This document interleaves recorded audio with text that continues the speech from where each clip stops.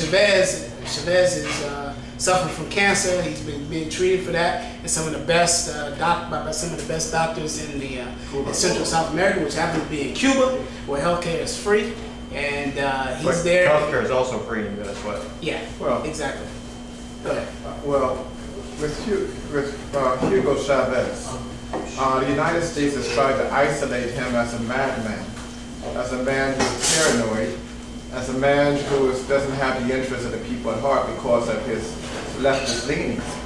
However, that has turned back because what has happened is that Chavez has become quite popular throughout South America. People in Brazil, the largest country there, they think he's a great fellow. They see him as being a new spark of enlightenment for Latin America. Argentina, which is probably the most Western or the most capitalist of the countries, even beginning to warm up to him. And he is very popular throughout the Caribbean, all right, the English and the Black and the Latin American Caribbean. So what the United States problem with him is that, one, they're trying to isolate him, like I stated, but also it's because he has reached out to China. He has reached out to Colonel Gaddafi. He has reached out to all these countries that the United States has been trying to isolate. And Hugo has actually developed a new alliance and a new power broker within Latin America that the United States do not like. In fact, in some ways, under his leadership, Venezuela is becoming the new Cuba, all right, whereby the ideas and the growth and the strength, and they have a stronger money base in Cuba because of the oil. They're becoming the new Cuba of the 21st century. And this is something that this country doesn't like and is fearful of. Yeah, but the problem is, what he does is he's eliminating social classes. Is him and who he employs with the military. There was an upper class which is pretty much moved to Miami. Yes. And then it's left with the lower and lower middle class of the country. Well, what you see is something that was very similar under Lula in Brazil, whereby when Lula came in, the middle class was virtually locked out. It was just the elite, and the elite were the ones who was taking TAM and Barrick and all these other Brazilian airlines to Miami and living there. What he has done, like Lula, he has been trying to raise the educational level to bring these people up. That's how I see it. All right. Surely, initially, right now, it looks as if the manufacturing and the intellectual strength of the elite is leaving, but I see it another way, as the underclass coming up and coming apart. Like in Brazil again, the black underclass has now been taking more jobs. They're going to college. Now they're beginning, in fact. But that isn't so in Venezuela. I think you will begin to see that. That's how I read it. But over the last, well, he's been in office 12 years. It takes time. 12 years, and everything is going down now. Crime has risen. according to who? What do you mean according to who? According to Venezuelans. According to their Depends populace. on your sources, because you talk concerning Venezuela. That's how I made a Venezuelan like USF was a people opinion of. I have family there. What you call it, Hugo Chavez. I have family there that are Chavista, that are pro-Chavez, Chavista, and that are completely against Chavez. So I look at it from both sides.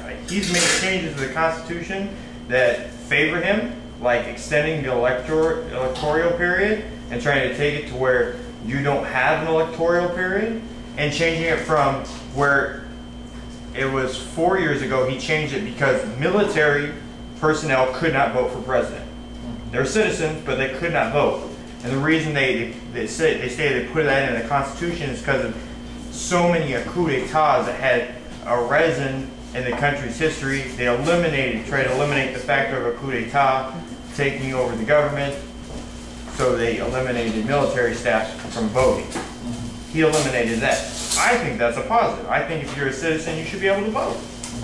You're there, you're a citizen, you should have a say in who's going to be the president, who's going to be your commander-in-chief. So but at the same time, taking it so to where you can't trade you can only exchange X amount of dollars. Your Bolivar Esportes. And what he did a really clever thing with such a high level of inflation that they were going to, he changed the way the currency was calculated. He added zeros to the end of it to make it seem larger, so the inflation, as it was going up rapidly, didn't seem so big. People got confused with the numbers because they had to learn how to reuse the new money. Yeah, clearly, maybe another topic for you to visit Venezuela. Yeah, a question over here? Yeah, the question I have is that a lot of people that I've been hearing lately that are pro Gaddafi or pro Libya talk about how well loved Gaddafi was in Libya, and also how he was a proponent of Africa.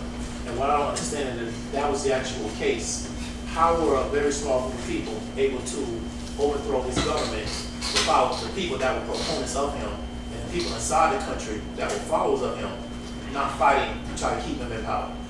Yeah, I mean, American guns, the money that was coming in from France. I mean, the support was overwhelming for Gaddafi and his fight back of these rebels. In fact, I thought they were put down about 2.5 months ago. It was clear, it was over.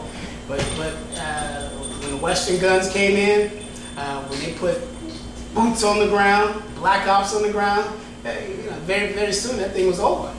That's it.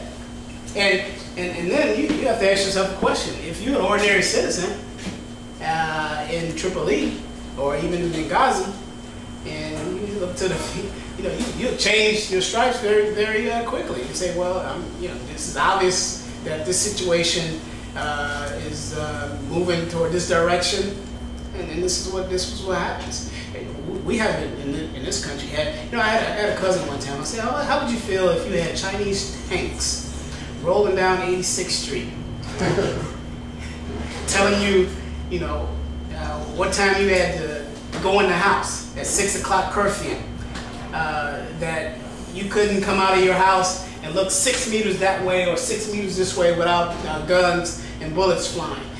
Your reality changes. This is what happened in Iraq. The United States chased 25% of that population across the border to Syria.